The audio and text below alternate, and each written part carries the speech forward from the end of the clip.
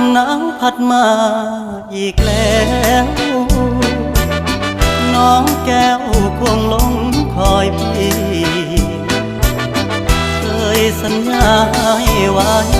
จะกลับไปหาคนดีเพราะน้องพี่คงจะครวญลมหนาวพัดมาอีกคนหนาวกระมนหัวใจปวดยามหนาวมาห่างน้องเจ้าคงมองและรำครวญลมหนาวจะหวนกลับไปฟ้าเอ่ยโปรดเห็น